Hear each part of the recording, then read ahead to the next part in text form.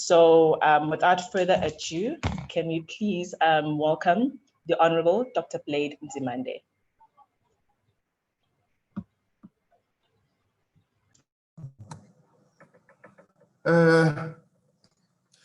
Thank you very much, Program Director.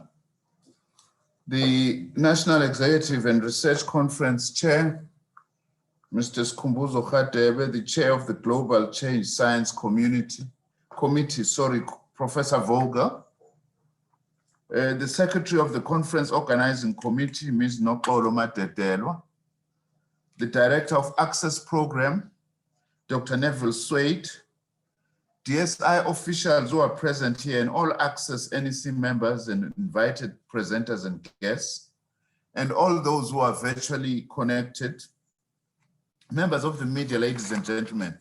I am indeed very privileged today to be joining you in the Habitable Planet Workshop, HPW program, which is a flagship education and training program of the Alliance for Collaboration on Climate and Earth System Science, known as Access in short. The mandate of the Department of Science and Innovation is to provide an enabling environment for the National System of Innovation, the NSI, in short, to deliver solutions that address the socio-economic and developmental needs and imperatives of the country. Today, which is a very important day, as you say, and rightly so, as a result of investments made in key research and innovation areas across the National System of Innovation, South Africa is harvesting the benefits of a small but effective science system. We are not where we are because we are still investing only 0.83 of our GDP into research and development, when in fact we are aiming that by 2030, even earlier, we should be at 1.5% of GDP. So it's a small, but not an ineffective system, which in fact its infrastructure and footprint is still the single largest on the African continent. Our Department of Science and Innovation has been mobilizing across the National System of Innovation, especially amongst its entities and entities of sister departments, specific initiatives that are currently being fast-tracked to support the government's response to the skills revolution of our country. Maybe to explain this a little bit, we've got science entities like the National Research Foundation, the Center for Scientific and Industrial Research, Technology Innovation Agency, about 8 of these agencies that directly fall under my Department of Science and Innovation. But we also have other science entities that fall into different departments. Like the Medical Research Council is a science council, but it falls under the Department of Health. The Agricultural Research Council falls under the Department of Agriculture. The Water Research Commission, also which falls under the Department of Human Settlements. But it is important, the way we operate as a department is to actually work closely with all the science entities, irrespective of where they are located. Our department stays true to its impact statement that we are, as we say, quote, enabling South Africa's sustainable and inclusive development in the face of rapid technological change and innovation, unquote. That's one of our missions, our impact statement.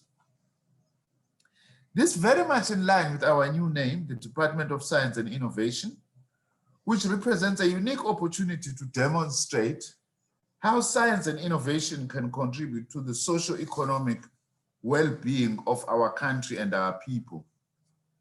Our science and technology innovation missions and priority areas for the next 10 years will be detailed in what we call our decadal plan. In other words, our plan for the decade between 2020 and 2030, which will be finalized and approved soon. In fact, I am hoping to release that decadal plan within the first quarter of next year, which will then incorporate what are our priorities in our science, technology, and innovation system over the next 10 years. Another critical aspect is the higher education, science, technology, and innovation institutional landscape, which in short we call HESTIL review, which is currently being conducted to determine the future direction and infrastructure requirements of the country's post-school education and science and technology and innovation landscape. In other words, this review of our institutional landscape is saying, do we have the right number of science and technology, innovation, and higher education institutions to be able to support our national system of innovation? Are they appropriately located, amongst other things? Access is a Department of Science and Innovation and National Research Foundation funded global change program, which is hosted by the CSIR, Council for Scientific and Industrial Research. As you may all know, the Habitable Planet Workshop, HPW program, works from school to postgraduate level and aims to increase the number of students participating in science research nationally.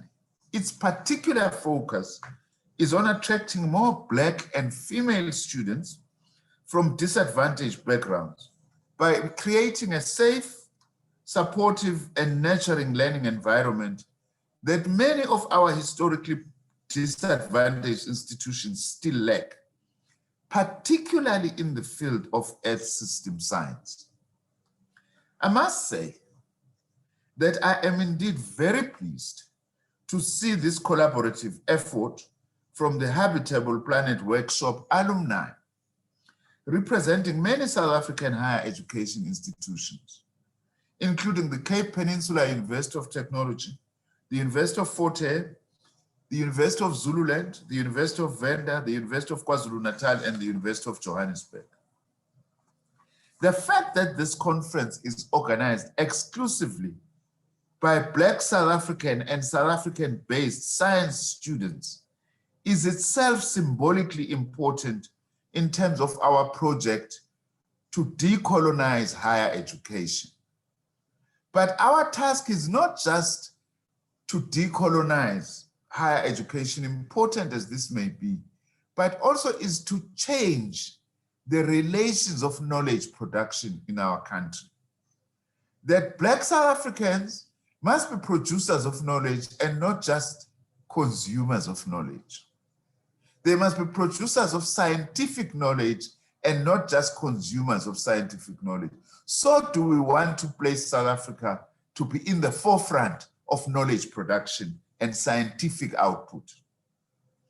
By supporting students who have no internet access at home, the conference is making a social contribution to those who have felt cut off from academic institutions, research studies, especially by the current coronavirus pandemic that we are facing. By furthering our science knowledge and networks, the conference contributes to development of our knowledge economy. What is more pleasing with this conference, which I'm very happy about, is the fact that it will be giving students a chance to, one, present their research completed in 2020, and two, to network and learn from in a way that has not been possible for most of the year due to the coronavirus pandemic. Since 2010, the Habitable Planet Workshop has completed 31 undergraduate workshops for over 1,000 participants, trained several hundred students for leadership roles, and assisted student leaders in delivering more than 20 schools engagement programs spanning all South African provinces. What we are doing here is so important, you may not realize, because what this says is to say to our young people, here are opportunities for you to become scientists, for you to participate in science, for you to be interested in science, for you to focus on your studies, to focus on your work, so that you can create a better South Africa for the future. Sometimes I do feel, and this is my own experience just as having been Minister of Science for under 2 years in South Africa, that we are not adequately showcasing what we are doing with science or in science in South Africa so as to motivate young people to actually join us. I still feel that a lot of our young people do not fully grasp and understand the extent of the opportunities that government is providing to actually make young people to grow up and be good South African patriotic citizens. I would like, therefore, to take this opportunity to commend the HPW student alumni, the Habitable Planet Workshop student alumni, and leaders for having organized this conference, which involves around 200 scientists and 100 new research presentations. We have done a great job by showing leadership and initiative. I must say that your effort will go a long way to change the manner in which science, as I'm saying, will be perceived by future generations, because they will have an opportunity to experience an organized science engagement platform that will help them to make informed career choices, particularly in the scientific space. The conference organizers have also requested me to address this conference on the current relevance of doing science research and why it is important to be part of an organization such as Access. Students, particularly research students, are the lifeblood of research. There can be no research program without student researchers, as they are the ones guided and assisted by supervisors and actually make research progress and breakthrough by generating a new body of knowledge. For instance, I'm one of those ministers who is very committed to say every work or research endeavor, there must be interns as well and internship opportunities, because that is where we are able to nurture our future scientists by attaching young people to these programs. In order for South Africa to prosper, we need trained people and we need educated people, by the way. I don't want to sound controversial, but today I do accept the fact that people say we must affirm youth. I am a champion of affirming young people in society, but we must affirm educated young people. That is very, very important. The world is becoming technologically advanced and sophisticated. Our young people must take all the opportunities to be educated, and we need to affirm education in youth as well as educated youth, especially in the field like earth system science, which forms part in this instance of this training. Of course, physical, natural, and social sciences are all equally important areas where we need the skills and the students who will develop these skills and become leaders in their fields. Hence the importance of multidisciplinary approaches and methodologies as foundations of our research and scientific endeavors. Without any fear of contradiction, I can assure all of you today that South Africa is an excellent place to be pursuing a research career because of many opportunities, both within our national system of innovation and in our higher education sector. We also have many research institutions and science councils, which I've mentioned some of them, in which students can pursue their careers and future job prospects. What is also certain is that we also need to grow our research capacity beyond our current capacity, which is the role of programs such as this one, Access. This conference today is particularly important as it gives students a rare chance to exhibit their research.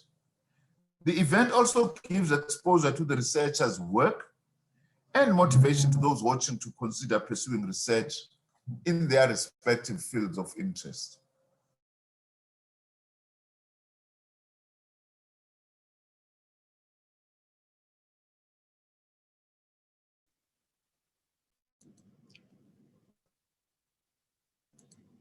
The minister seems to have frozen.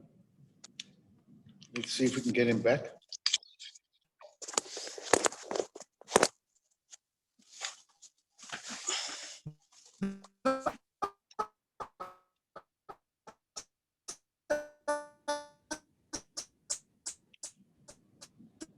Hello? seem to have had a connection problem with the minister.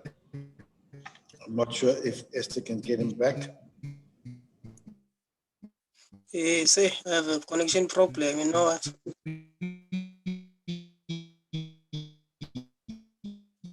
I don't know what is the problem, really. Let me But to have unique skills and experience. What also makes this case at a time of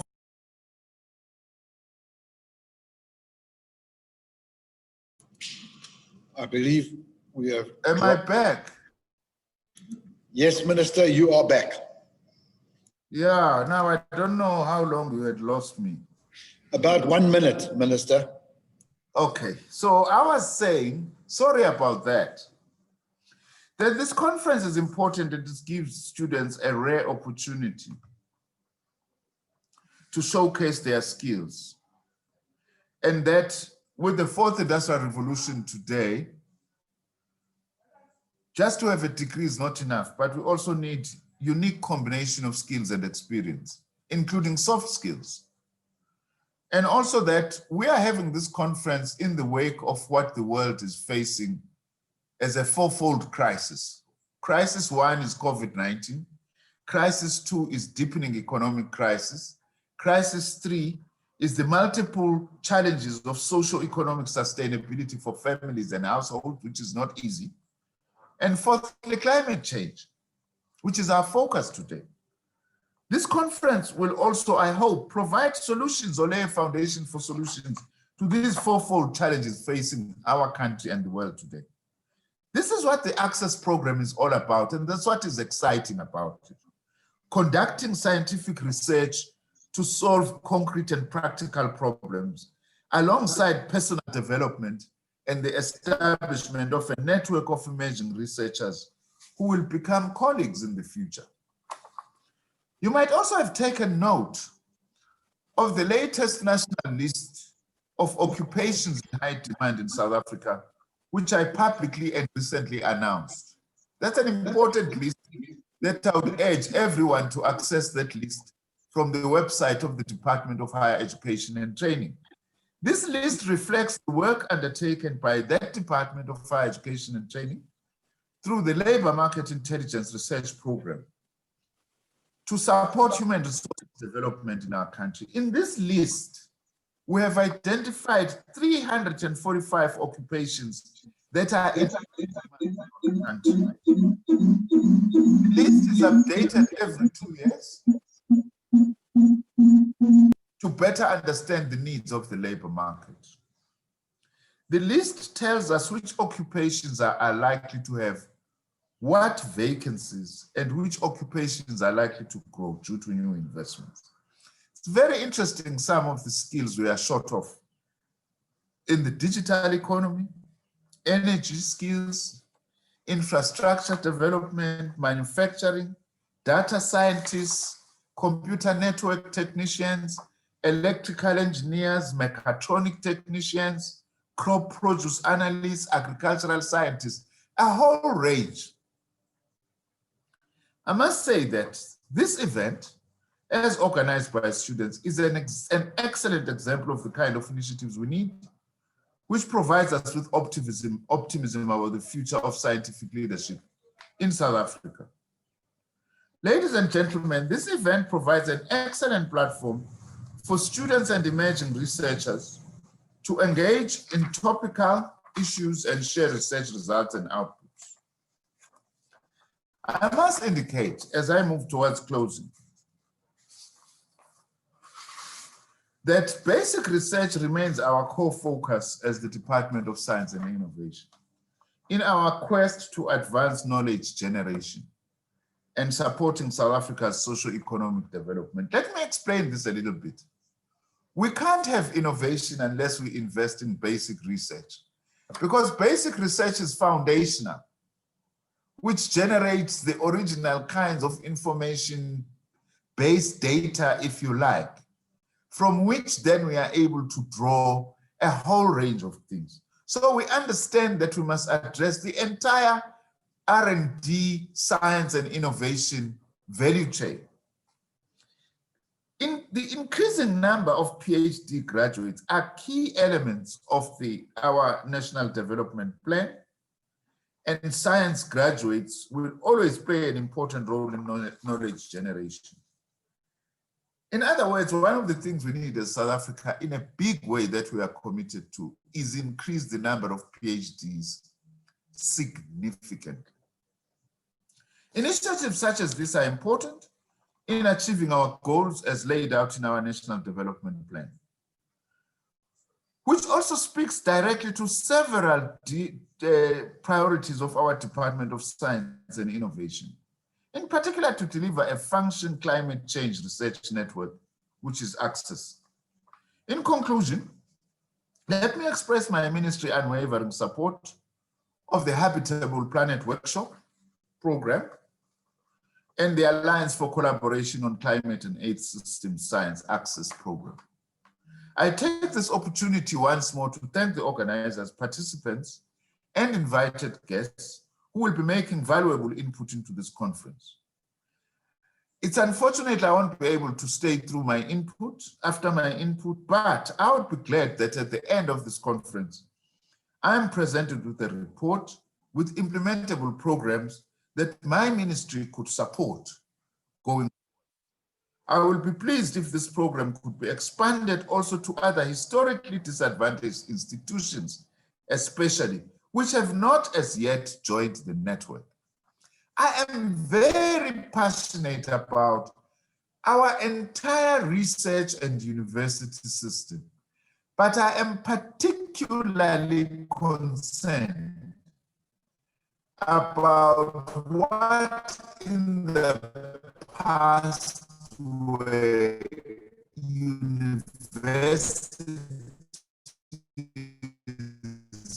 reserved for blacks. Universities were not supposed to be engineers, we're not supposed to train scientific people in the past. And we still have a task that our system is still so uneven. We do need to ensure that these universities also are uplifted to be part of the modern future world. I wish you all the best in your presentations and engagements today. And I want to say, for those of you who will be celebrating Christmas, I wish you a Merry Christmas.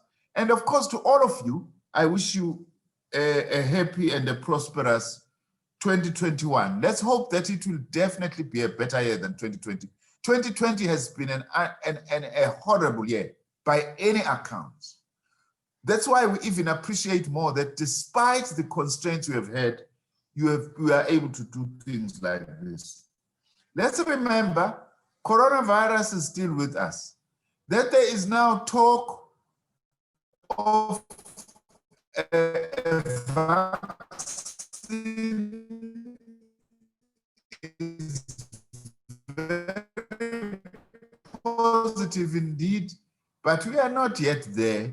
We still need to observe. One thing as I close, I've noticed it seems now to be abandoning avoid. Personal hygiene is important, but avoid handshakes as well and wear your mask all the time. Let us all be responsible and keep these protocols. I wish you all the best and thank you very much for having invited me.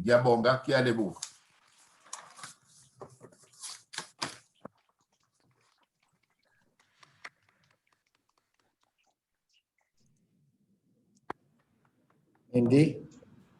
Thank you very much, Minister. Sorry, I couldn't find the unmute button. Thank you so much, Dr. Nzimande, for taking the time out of your very, very busy schedule and giving us that very informative and encouraging address. And I'm sure that all the nervous students that will be presenting, probably for the first time, their research, will find that courage now and know that it's leading to something and that their research and their results will matter in the future. So thank you very much for that encouragement. Thank you very much and goodbye. Thank you.